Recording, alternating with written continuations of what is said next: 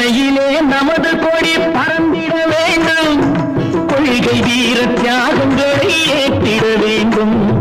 கோட்டையிலே நமது கொடி பறந்திட வேண்டும், கொள்கை வீர தியாகங்களை ஏற்றிட வேண்டும்.